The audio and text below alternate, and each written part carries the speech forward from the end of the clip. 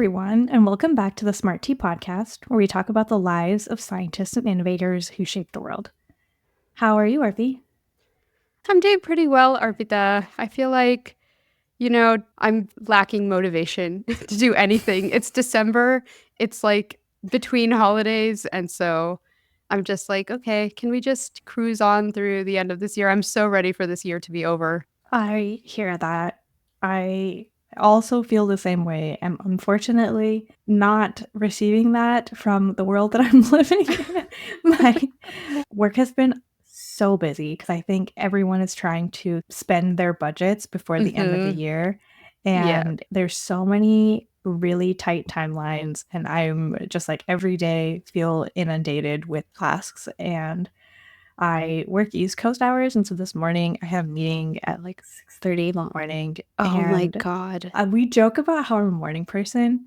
I am a Yeah. morning person. Yes. However, to be like awake and ready to talk to a client at 6:30 in the morning is a really different requirement than wake up at 6:30 in the morning to pet a cat and make some coffee. Like just those relax. are really different things. I have to like get dressed, wash my face, make some coffee, like slap myself and awake. Like look awake and be presentable and have interesting things to say.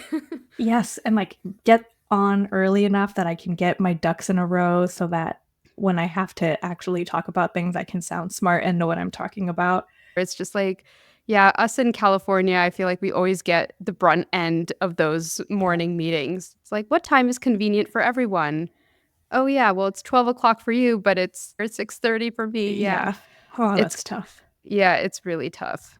It's really tough. My exciting news is that I'm starting a new job on Monday, and we'll hopefully share more very soon. But this will require me to work Pacific time hours like everybody else. Excellent. And so maybe I will return to a normal person schedule where I go to bed at a normal time and wake up at a normal time and end work at a normal time. Congratulations. Thank you. Congratulations.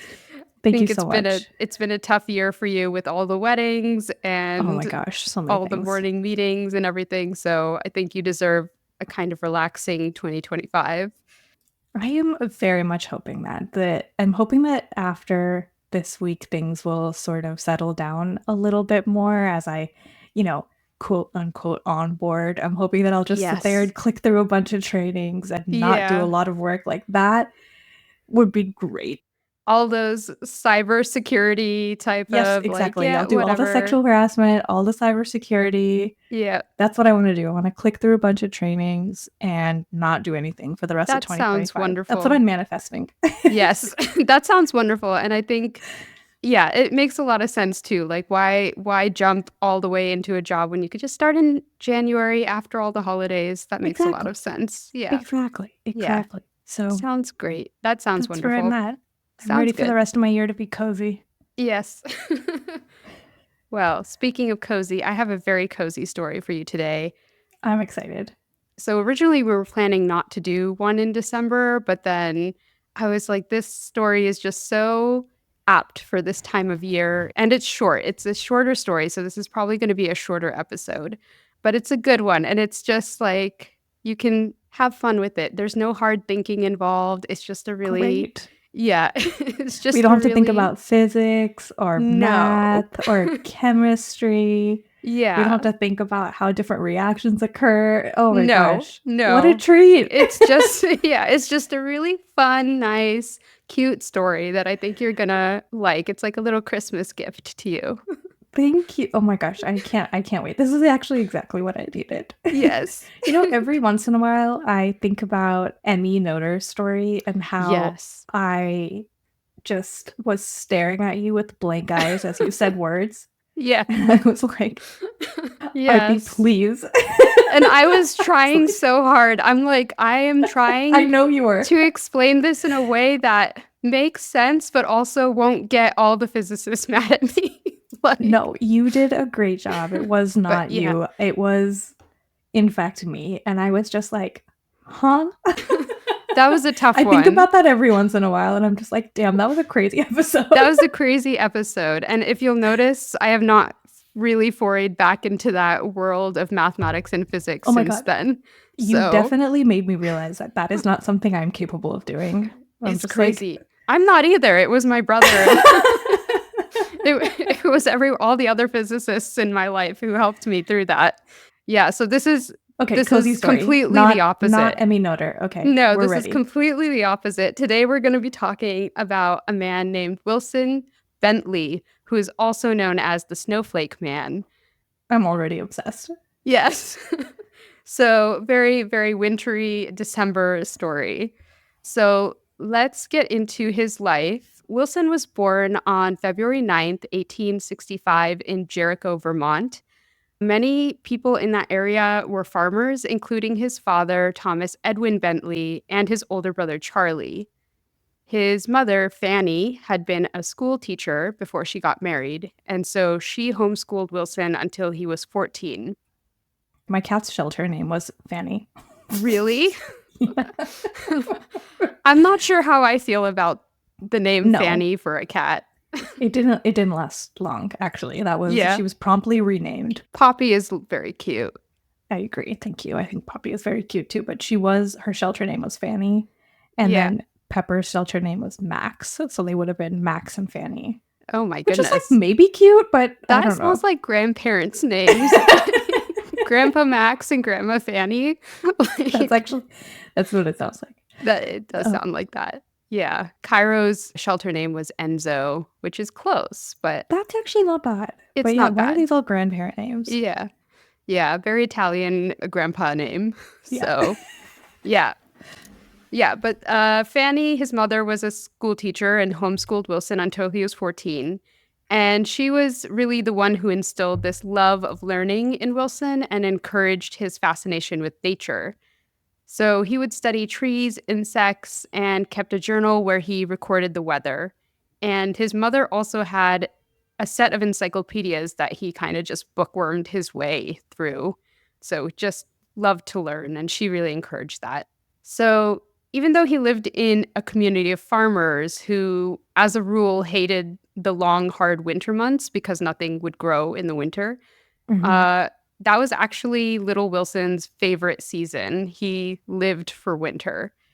They lived in an area called the Snow Belt, and they would get up to 120 inches of snow every year Wait, where was this? in Jericho, Vermont. Oh, okay. I Yeah. missed that for some reason. I heard the Yeah. Jericho and then I didn't process Vermont. That Yeah. makes a lot of sense. Yeah. So Wilson looked forward to winter every single year.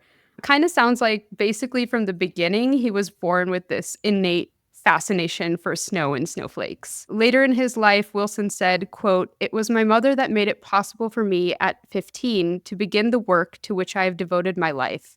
She had a small microscope, which she had used in her school teaching. When the other boys of my age were playing with pop guns and slingshots, I was absorbed in studying things under this microscope.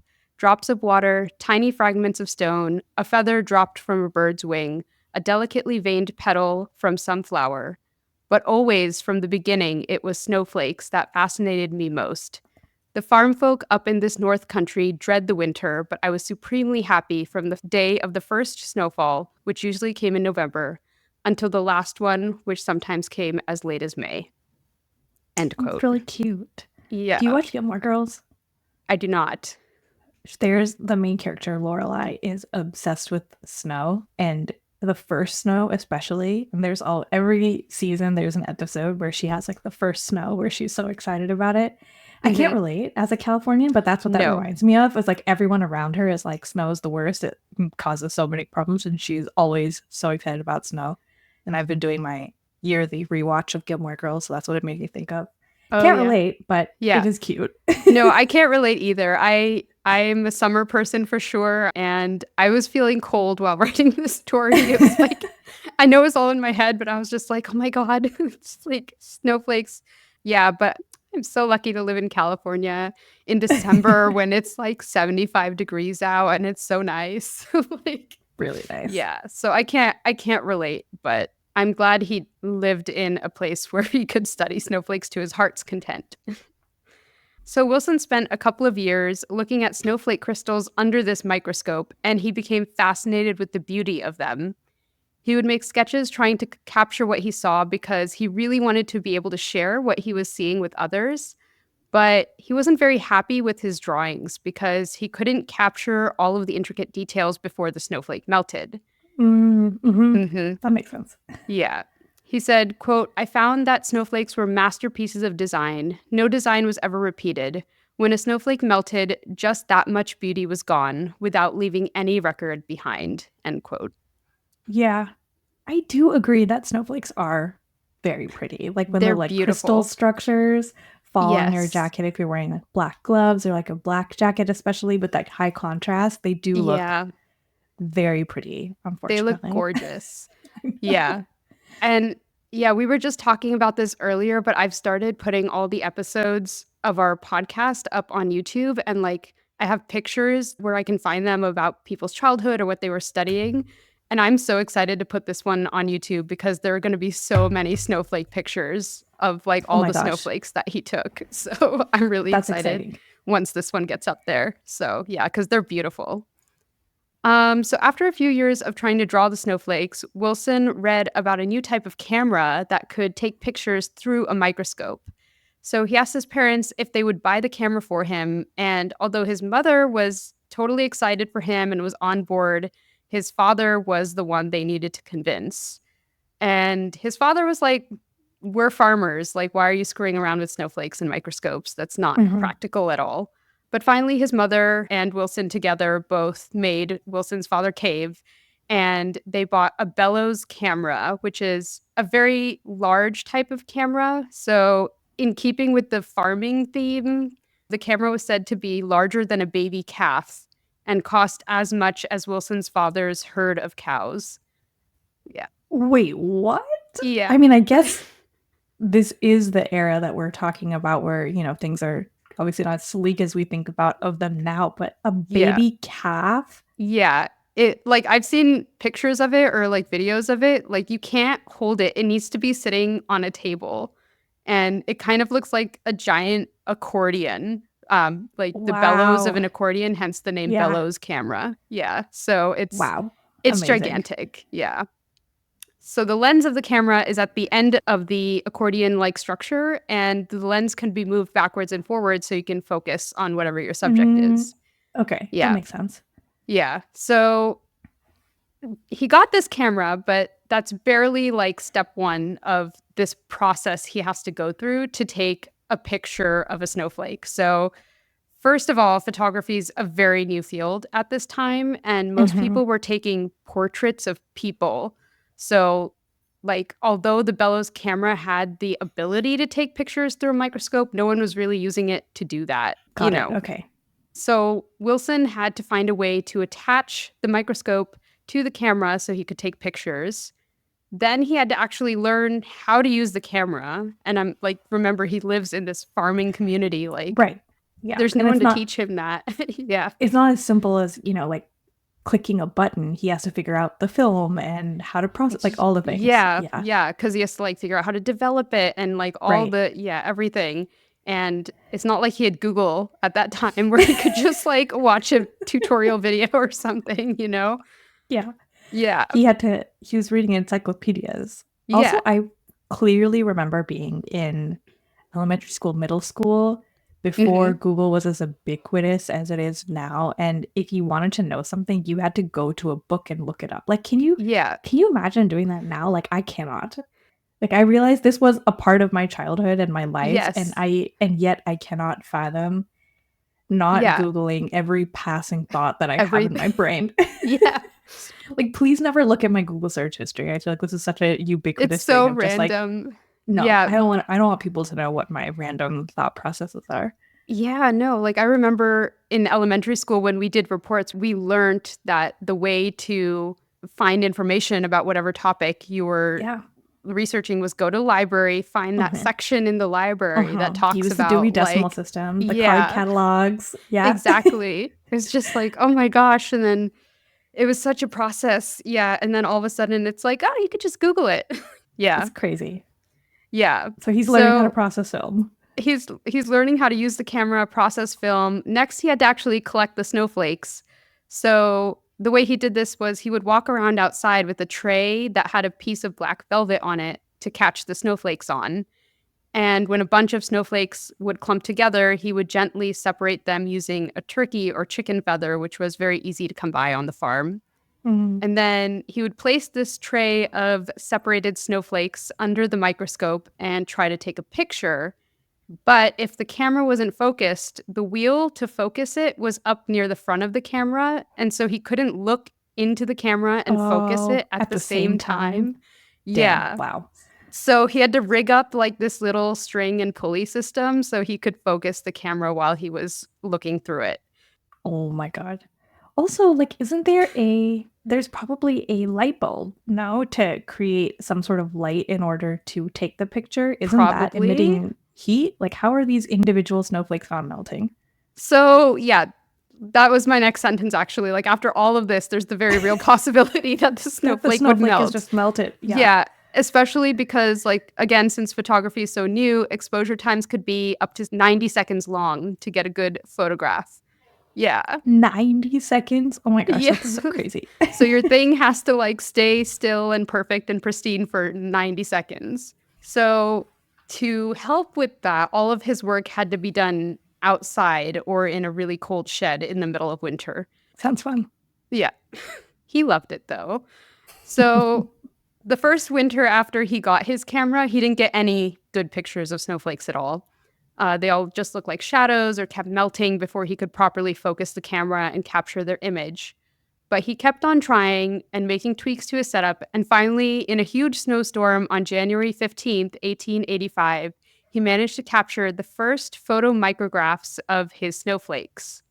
He said, quote, "The day that I developed the first negative made by this method and found it good, I felt almost like falling on my knees beside that apparatus and worshiping it. It was the greatest moment of my life." Oh, it's Yeah. very cute. Yeah. Can just imagine him being like so happy that Yeah, after years he's finally got right. his picture of a snowflake. Hi everyone, Aarati here. I hope you're enjoying the podcast. If so, and you wish someone would tell your science story, I founded a science communications company called SciComm, that's SYKOM, that can help. SciComm blends creativity with scientific accuracy to create all types of science communications content, including explainer videos, slide presentations, science writing, and more. We work with academic researchers, tech companies, nonprofits, or really any scientist to help simplify your science. Check us out at scicommer.com. That's SYKOMMER.com. Okay, back to the story. Over the next 13 years, Wilson kept taking pictures of snowflakes and perfecting his method for developing the photos. But interestingly, he didn't try too hard to share them with the rest of the world because most of his immediate community that he was in, the farmers around him, weren't really as fascinated by snowflakes as he was. Mhm. And he I totally mean, understood this. Yeah, he totally got it.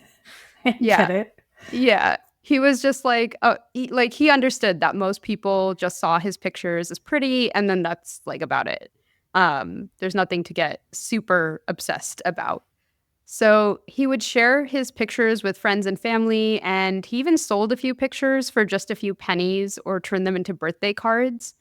And some nights he would also hang a bed sheet over a clothesline and project images of the snowflakes that people could just come and see them, like a little nightly Yeah, neighborhood slideshow kind of thing. that's cute. Yeah. But although his neighbors and the farmers in his community weren't too interested, it started to attract the attention of artists who became inspired by the snowflakes' crystal structures because, as we mentioned, they are beautiful. But it also attracted the attention of university professors, including one named George Henry Perkins, who was a professor of natural history at the University of Vermont.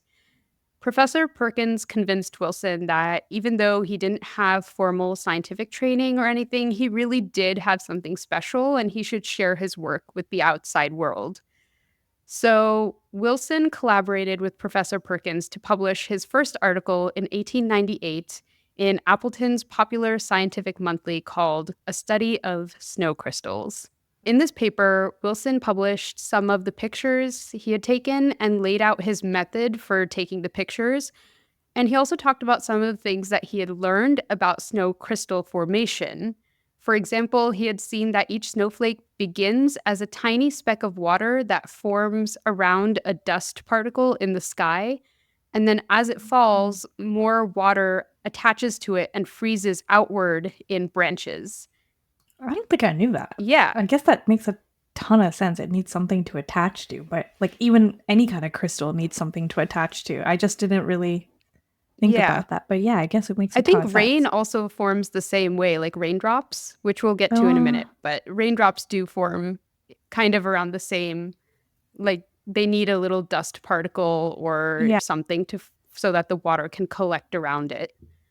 That makes sense. I've never thought about it. Yeah. Yeah. And because of the fact that water always freezes in a hexagonal lattice structure, snowflakes are always hexagonal. Yeah. And then the crystals probably like branch off of that. Yeah. Like, which is also structure. like, I had never really thought about that before, but I was like, no, that's but true. That's right. Like snowflakes do always have like 6 sides or symmetry around 6 sides. So many different things affect how the branches of the snowflake grow, including how much wind and moisture is in the air and the temperature changes in the different layers of the atmosphere as the snowflake falls. Crystals formed in warmer weather temperatures were larger and had more branches than the ones formed when it was colder. Interesting. Yeah. So I've seen like pictures of this. The ones that form when it's colder, they almost look like hexagonal kind of dinner plates. You know, there's not that many like branches coming off. But the ones that are formed in the warmer kind of temperatures, they look more almost like a fractal, like a lot of different small little, you know, branches going this way. They're more like quintessentially what we think of as a snowflake. Yeah. Like your 3rd grade project cut up snowflake. Yeah, exactly. And he even thought that if we continued to study and understand all of the different factors that go into snowflake formation, he really believed that one day we might be able to just look at a picture of a snowflake, like any snowflake, and be able to tell exactly what type of storm it came from, how high up in the atmosphere it was formed, which way the wind was blowing, how cold it was, and whether it was a blizzard or just a gentle flurry, all from just the photograph of one snowflake. He also made the assertion that every snowflake he had seen up to that point seemed to be unique. He had never seen 2 snowflakes that had exactly the same shape, and by this time he had taken literally hundreds of pictures.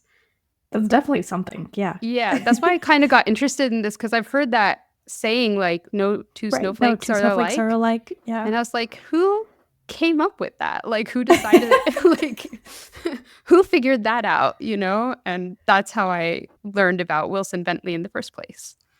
So this paper pushed Wilson into the public eye. He started publishing more articles in National Geographic, Nature, Popular Science, and Scientific American. Academic researchers started requesting copies of his snowflake pictures to study.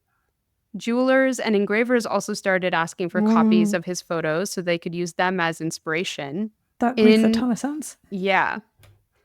In 1904, he donated a collection of 500 snowflake photos to the Smithsonian. And that was huge for him to know that the Smithsonian would be taking care of them and making sure that a portion of his life's work would be protected. So he was really happy about that. Yeah.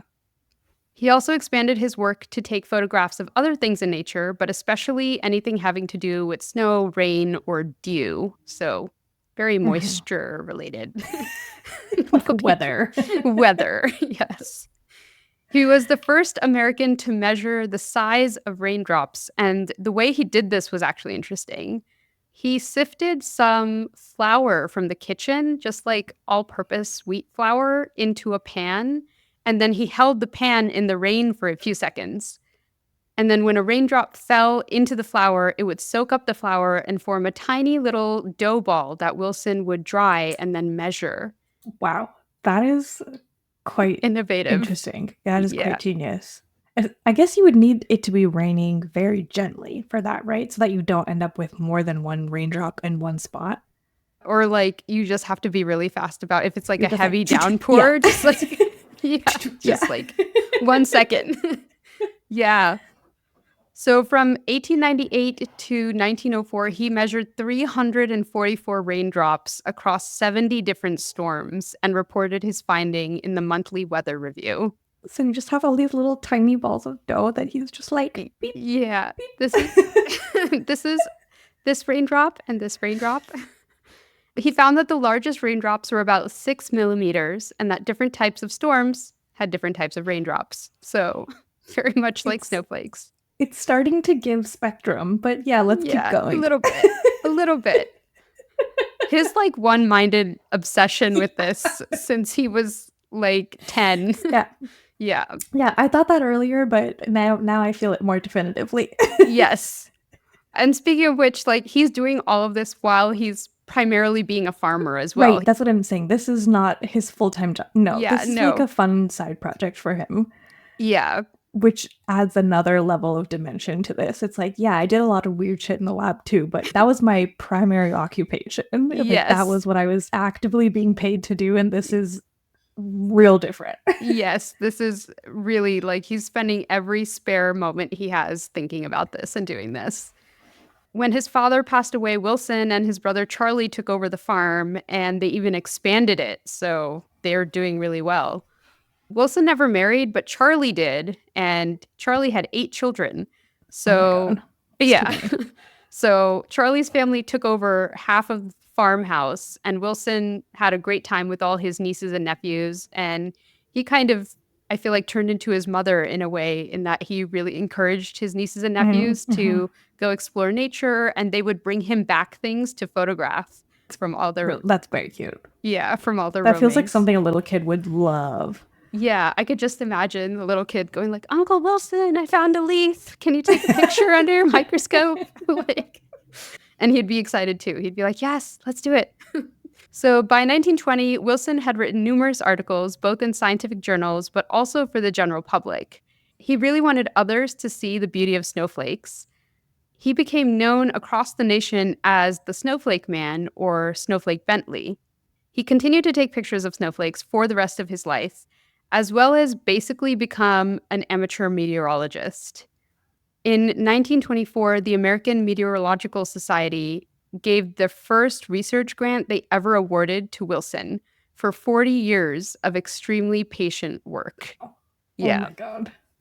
It was less than $4,000, but Wilson was just thrilled to be recognized by the scientific community in general.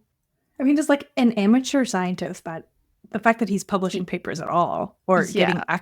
academic recognition at all Yes. is huge. Yes. I feel like that's definitely in a strong contrast to a lot of the other people we've talked about who are doing this as their profession, as we've mentioned, and he's just doing this for fun. Yeah. And I think he totally recognized that. And he was just like, I'm so honored that the scientific community actually recognizes my hobby as something worth, Right.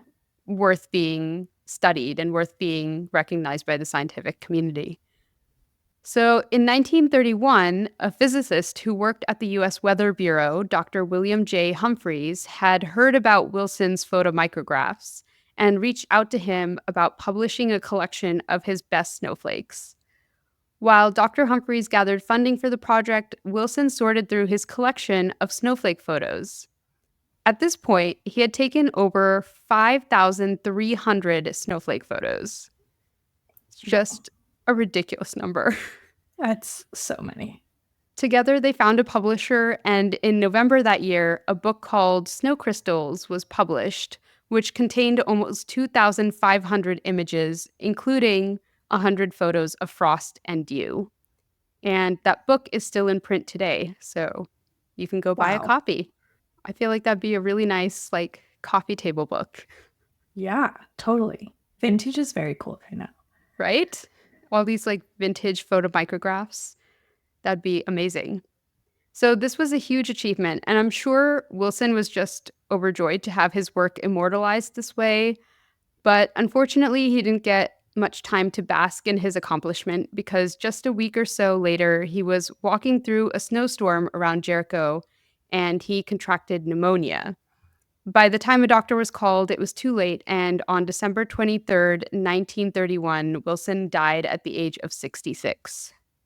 Yeah, it's crazy how, I don't know, lethal pneumonia was until Mhm. so recently. We don't Yeah. think of it, I mean, it still sucks, but we don't think about it as something that kills you, usually. Yeah. Yeah, usually. I did also find it kind of ironic I that, agree. you I didn't know, want to say that, but yeah. yeah. It I do it want to say that. is. Yeah. But it is. As for his legacy, he wasn't as illustrious as some of the other scientists we've talked about, but he still got a fair amount of recognition. At Vermont State University, the Bentley Science Hall is named for him. In addition to the book he published, a number of museums have displayed his photo micrographs, including the Fairbanks Museum and Planetarium in Vermont and the Field Museum in Chicago. And in 1999, a children's book about Wilson's life called Snowflake Bentley, written by Jacqueline Briggs Martin and illustrated by Mary Azarian, won the Caldecott Medal. And I That's cool. actually read that book as part of my research for this As you story. research? Yes. It was very nice having pictures and like an illustrated guide through his life. So, Yeah. Wow, yeah. yeah, I definitely didn't have a resource like that for any of the stories that I put together. I know, right? Like They're usually we're usually way sifting drier. through Yeah. like yeah, all these Some scientific articles and dry. yeah, and I'm like, "Oh, this is great. I'm reading a children's book for research purposes." Yes. Love it. Yeah. Yeah, but that's pretty much his story. It's a short one, but hopefully a fun one to get us through the holiday season. Very cute. I loved it. That was a really good story. Very cozy, like you said, and it didn't make me think too hard, which I appreciate, especially Yes. today. I don't think we should think. I think we should all just turn our brains off for the rest of the year. So, that's it. Strong agree. Yeah. Strong agree. I love it. Awesome. I guess before we wrap, a couple very quick announcements. We will be taking a break until the new year, so enjoy your holiday. We will also be taking some time, and then we will see you all in January. Yeah. And then Aarti, our social media queen, usually posts on Twitter, and we are now migrating to Blue Sky. Yes. So you can find us there in the same handle, and social media queen Aarti has also been posting on YouTube, we mentioned earlier. So if you prefer to consume your podcasts via YouTube, Yeah. you can also find us there. I'm a little bit behind right now on the YouTube, but I'll catch up as fast as I can. I'm like adding pictures of, like I mentioned, the people's lives and the work that they did. And so sometimes I feel like it's just nice to have a visual of some of the things that we're talking Totally. about, if possible. Yeah, so I'm going through, I think I'm at episode 17 right now. So I have a few more before I'm totally caught up. But yeah, definitely go check out the YouTube channel if you want to just have a visual while you listen along. And yeah, thank you for following along with us for a whole year. Yes, I think it is a year. Yeah, I think we started doing this in December Amazing. 2023. So thanks for following along with us for a whole year. We're hoping to continue to grow. So stick around and hope you all have a great holiday. Yes, happy holidays, everyone. Thanks for listening. If you have a suggestion for a story we should cover or thoughts you want to share about an episode, reach out to us at smartteapodcast.com. You can follow us on Instagram, TikTok, and Blue Sky at Smart Tea Podcast, and listen to us on Spotify, Apple Podcasts, YouTube, or wherever you get your podcast. And leave us a rating or comment. It really helps us grow. New episodes are released every other Wednesday. See you next time. Wait.